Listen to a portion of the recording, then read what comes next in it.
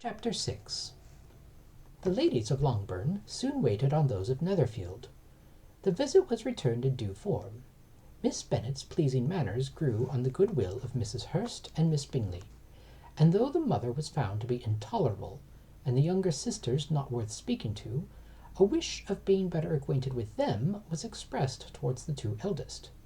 By Jane this attention was received with the greatest pleasure, but Elizabeth still saw superciliousness in their treatment of everybody, hardly expecting even her sister, and could not like them, though their kindness to Jane, such as it was, had a value as arising in all probability from the influence of their brother's admiration. It was generally evident, whenever they met, that he did admire her, and to her it was equally evident that Jane was yielding to the preference which she had begun to entertain for him from the first, and was in a way to be very much in love, but she considered with pleasure that it was not unlikely to be discovered by the world in general, since Jane united with great strength of feeling, a composure of temper, and a uniform cheerfulness of manner, which would guard her from the suspicions of the impertinent. She mentioned this to her friend, Miss Lucas. "It may perhaps be pleasant," replied Charlotte, "to be able to impose so on the public in such a case, but it is sometimes a disadvantage to be so very guarded. If a woman conceals her affection with the same skill from the object of it, she may lose the opportunity of fixing him, and it will then be but poor consolation to believe the world equally in the dark. There is so much of gratitude or vanity in almost every attachment, that it is not safe to leave any to itself. We can all begin freely. A slight preference is natural enough, but there are very few of us who have heart kindly enough to be really in love without encouragement. In 9 cases out of 10, a woman had better show more affection than she feels. Bingley likes your sister undoubtedly, but he may never do more than like her, if she does not help him on." "But she does help him on, as much as her nature will allow. If I can perceive a regard for him, he must be a simpleton indeed not to discover it too. Remember, Eliza, that he does not know Jane's disposition as you do. But if a woman is partial to a man, and does not endeavour to conceal it, he must find it out. Perhaps he must, if he sees enough of her. But though Bingley and Jane meet tolerably often, it is never for many hours together, and as they always see each other in large mixed parties, it is impossible that every moment should be employed in conversing together. Jane should therefore make the most of every half-hour in which she can command his attention. When she is secure of him, there will be leisure for falling in love as much as she chooses." "Your plan is a good one," replied Elizabeth, "where nothing is in question but the desire of being well married. And if I were determined to get a rich husband, or any husband, I dare say I should adopt it. But these are not Jane's feelings. She is not acting by design. As yet she cannot even be certain of the degree of her own regard, nor of its reasonableness. She has known him only a fortnight. She danced 4 dances with him at Meryton. She saw him one morning at his own house, and has since dined in company with him 4 times. This is not quite enough to make her understand his character." "Not as you represent it.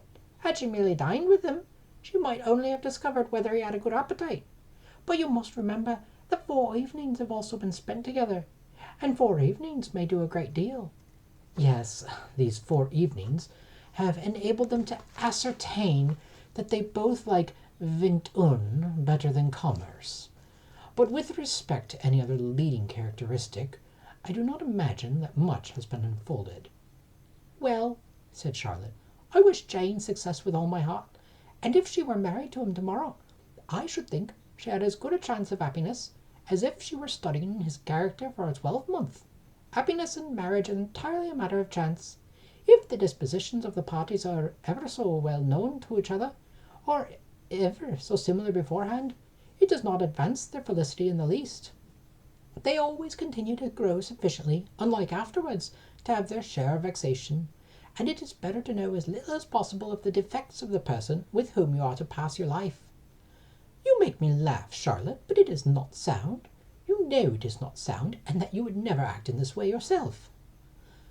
Occupied in observing Mr. Bingley's attentions to her sister, Elizabeth was far from suspecting that she was herself becoming an object of some interest in the eyes of his friend. Mr. Darcy had at first scarcely allowed her to be pretty. He had looked at her without admiration at the ball, and when they next met he looked at her only to criticize. But no sooner had he made it clear to himself and his friends that she had hardly a good feature in her face, than he began to find it was rendered uncommonly intelligent by the beautiful expression of her dark eyes. To this discovery succeeded some others equally mortifying. Though he had detected with a critical eye more than one failure of perfect symmetry in her form, he was forced to acknowledge her figure to be light and pleasing, and in spite of his asserting that her manners were not those of the fashionable world, he was caught by their easy playfulness. Of this she was perfectly unaware. To her he was only the man who had made himself agreeable nowhere, and who had not thought her handsome enough to dance with. He began to wish to know more of her, and as a step towards conversing with her himself, attended to her conversation with others. His doing so drew her notice. It was at Sir William Lucas's, where a large party was assembled. "What does Mr. Darcy mean," said she to Charlotte, "by listening to my conversation with Colonel Forster?" "That is a question which Mr. Darcy only can answer. But if he does it any more, I shall certainly let him know that I see what he is about. He has a very satirical eye, and if I do not begin by being impertinent myself, I shall soon grow afraid of him." On his approaching them soon afterwards, though without seeming to have intention of speaking, Miss Lucas defied her friend to mention such a subject to him, which immediately provoking Elizabeth to do it, she turned to him and said, "Did you not think, Mr. Darcy, that I expressed myself uncommonly well just now, when I was teasing Colonel Forster to give us a ball at Meryton?" "With great energy, but it is a subject which always makes a lady energetic." "You are severe on us. It will be her turn soon to be teased," said Miss Lucas. "I am going to open the instrument, Eliza, and you know what follows." "You are a very strange creature by way of a friend, always wanting me to play and sing before anybody and everybody. If my vanity had taken a musical turn, you would have been invaluable, but as it is, I would really rather not sit down before those who must be in the habit of hearing the very best performers." On Miss Lucas's persevering, however, she added, "Very well, if it must be so, it must," and gravely glancing at Mr. Darcy, "There is a fine old saying, which everybody here is of course familiar with, 'Keep your breath to cool your porridge,' and I shall keep mine to swell my song." Her performance was pleasing, though by no means capital, and after a song or two, and before she could reply to the entreaties of several that she would sing again, she was eagerly succeeded at the instrument by her sister Mary, who, having, in consequence of being the only plain one in the family, worked hard for knowledge and accomplishments, was always impatient for display. Mary had neither genius nor taste, and though vanity had given her application, it had given her likewise a pedantic air and conceited manner, which would have injured a higher degree of excellence than she had reached. Elizabeth, easy and unaffected, had been listened to with much more pleasure, though not playing half so well, and Mary, at the end of a long concerto, was glad to purchase praise and gratitude by Scotch and Irish airs, at the request of her younger sisters, who with some of the Lucases and 2 or 3 officers joined eagerly in dancing at one end of the room. Mr. Darcy stood near them in silent indignation at such a mode of passing the evening, to the exclusion of all conversation, and was too much engrossed by his own thoughts to perceive that Sir William Lucas was his neighbour, till Sir William thus began, "What a charming amusement for young people this is, Mr. Darcy! There is nothing like dancing, after all. I consider it as one of the finest refinements of polished societies." "Certainly, sir, and it has the advantage also of being in vogue amongst the less polished societies of the world.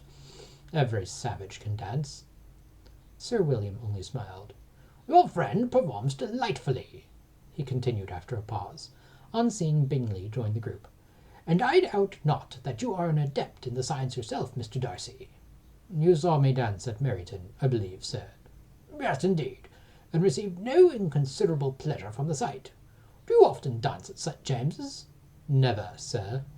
"Do you not think it would be a proper compliment to the place?" "It is a compliment which I never pay to any place if I can avoid it." "You have a house in town, I conclude?" Mr. Darcy bowed. I have once some thoughts of fixing in town myself, for I am fond of superior society, but I did not feel quite certain that the air of London would agree with Lady Lucas." He paused in hopes of an answer, but his companion was not disposed to make any, and Elizabeth at that instant moving towards them, he was struck with the notion of doing a very gallant thing, and called out to her, "My dear Miss Eliza, why are you not dancing?